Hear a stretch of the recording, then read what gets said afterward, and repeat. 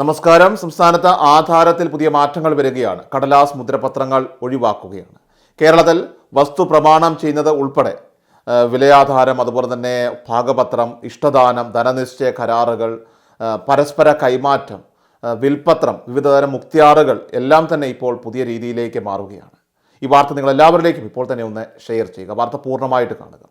കടലാസ് മുദ്രപത്രങ്ങൾ പൂർണ്ണമായിട്ടും ഒഴിവാക്കാനായിട്ട് സംസ്ഥാന സർക്കാർ ഇപ്പോൾ ഒരുങ്ങുകയാണ്. ഇതോടെ സംസ്ഥാനത്ത് വസ്തു രജിസ്ട്രേഷൻ ഉൾപ്പെടെയുള്ള കാര്യങ്ങൾ പുത്തൻ സംവിധാനത്തിലേക്ക് മാറുകയാണ്. ഇക്കാര്യം വിശദമായിട്ട് ചർച്ച ചെയ്യുവാനായിട്ട് ആധാരമെഴുത്തുകാരുമായിട്ട് മന്ത്രി കടന്നപ്പള്ളി രാമചന്ദ്രൻ ഈ മാസം 24-ാം തീയതി വിശദമായിട്ടുള്ള ചർച്ച നടത്തും. ഈ പുത്തൻ സംവിധാനം നടപ്പിലാക്കുന്നതിൻ്റെ പ്രാരംഭ നടപടികളിലേക്ക് സംസ്ഥാന സർക്കാർ കടന്നു കഴിഞ്ഞുവെന്നാണ് ഇപ്പോൾ ലഭ്യമാകുന്ന വിവരം. നിലവിലുള്ള ആധാരമെഴുത്തിന് പകരം പുതിയ ടെംപ്ലേറ്റിലേക്ക് കാര്യങ്ങൾ മാറുന്നതായിരിക്കും. നമുക്കറിയാം, ഇപ്പോൾ 22 തരം ആധാരങ്ങളാണ് ഉള്ളത്. അവ പര്യാപ്തമല്ലാത്തതിനാലാണ് പൂർണ്ണമായിട്ടും അത് ഒഴിവാക്കി ടെംപ്ലേറ്റിലേക്ക് മാറ്റുന്നത്. അതോടെ കൂടുതൽ മാതൃകകൾ നിലവിൽ വരികയും ചെയ്യുന്നതായിരിക്കും.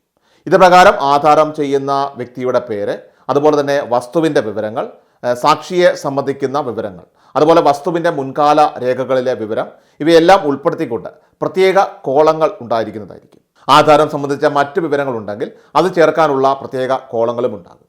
ഇഷ്ടദാനം, ഭാഗപത്രം ഉൾപ്പെടെയുള്ളവ ഈ ഭാഗത്ത് രേഖപ്പെടുത്താനായിട്ട് സാധിക്കുകയും ചെയ്യും.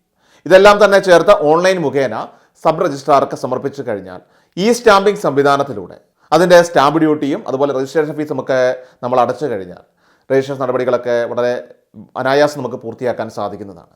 ആധാരമെഴുത്തുകാർ മുഖേനയാവും ഇതെല്ലാം തന്നെ നടപ്പിലാക്കുക. ടെംപ്ലേറ്റ് സംവിധാനത്തിലേക്ക് മാറുമ്പോൾ ഈ തൊഴിൽ പ്രതിസന്ധി ഉണ്ടാവുമെന്ന ഒരു ആധാരമെഴുത്തുകാരുടെ ആശങ്ക അത് അകറ്റാനായിട്ട് മന്ത്രിയുമായിട്ടുള്ള ചർച്ച ഈ 24-ാം തീയതി നടക്കുന്നുണ്ട്. കടലാസ് മുദ്രപത്രങ്ങൾ ഒഴിവാക്കുന്നതിനൊപ്പം തന്നെ ആധാര രജിസ്ട്രേഷൻ അത് സുതാര്യവും അതുപോലെ തന്നെ ലളിതവുമാകുമെന്നാണ് ഇപ്പോൾ ഇതിൻ്റെ പ്രത്യേകതയും. Document writers and scribes union, അതുപോലെ തന്നെ Kerala state document workers union, Kerala state document writers and scribes association എന്നീ സംഘടനകളുടെയൊക്കെ 2 പ്രതിനിധികളെ വീതമാണ് ഇപ്പോൾ ചർച്ചയ്ക്കായിട്ട് ക്ഷണിച്ചിരിക്കുന്നത്. ടെംപ്ലേറ്റിലേക്ക് മാറുമ്പോൾ സ്വാഭാവികമായിട്ടും ആധാരങ്ങളിൽ രേഖപ്പെടുത്തേണ്ട എല്ലാ വിവരങ്ങളും അത് നിശ്ചിത മാതൃകയിലുള്ള ആ ഒരു ഫോറത്തിൽ കൃത്യതയോടുകൂടി ചേർത്തുകൊണ്ട് നൽകുന്നതാണ് ടെംപ്ലേറ്റിൻ്റെ ആ രീതി എന്ന് പറയുന്നത്. ഓരോരോ വിവരത്തിനും പ്രത്യേക കോളങ്ങളുണ്ടാവും. അതിൽ തന്നെ ആധാര കക്ഷിയുടെ പേര്, വസ്തുവിൻ്റെ വിശദാംശങ്ങൾ, സാക്ഷികളെക്കുറിച്ചുള്ള വിവരങ്ങൾ, വസ്തുവിൻ്റെ മുൻകാല ചരിത്രം തുടങ്ങിയവയെല്ലാം തന്നെ ഉൾപ്പെടുത്തേണ്ടതായിട്ട് വരും. അതോടൊപ്പം തന്നെ അധിക വിവരങ്ങൾ രേഖപ്പെടുത്തുവാനായിട്ട് പ്രത്യേക സ്ഥലവും ഉണ്ടായിരിക്കുന്നതാണ്. പ്രത്യേകിച്ചും ഇഷ്ടദാനം, അതുപോലെ തന്നെ ധനനിശ്ചയം, ഭാഗപത്രം തുടങ്ങിയ ഇനങ്ങളിലൊക്കെ ഉൾപ്പെടുന്ന ആ ഡോക്യുമെൻറ്റുകളിൽ ഭൂവുടമയുടെ ഇഷ്ടാനിഷ്ടങ്ങൾ പോലും ആ ഭാഗത്ത് രേഖപ്പെടുത്താൻ സാധിക്കും. ഭൂവുടമ ഒരു വയോജന വിഭാഗത്തിൽ ഉൾപ്പെടുന്ന ആളാണെങ്കിൽ ആ രേഖപ്പെടുത്തുന്ന ഇഷ്ടങ്ങൾ പാലിക്കാതെ വന്നാൽ വയോജന നിയമപ്രകാരം അത് ബാധകമാവുകയും ചെയ്യും. വിലയാധാരം, അതുപോലെ തന്നെ ഭാഗപത്രം, ഇഷ്ടദാനം, ധനനിശ്ചയം, കരാറുകൾ, പരസ്പര കൈമാറ്റം, വിൽപത്രം, വിവിധതരം മുക്തിയാറുകൾ എന്നിവയെല്ലാം തന്നെ പ്രധാനപ്പെട്ട ആധാരങ്ങളാണ്. കൃഷൽ മീഡിയ എല്ലാ ദിവസവും വാർത്തകളും അറിയിപ്പുകളും ലഭിക്കുന്നതിനായി ചാനൽ സബ്സ്ക്രൈബ് ചെയ്യുക.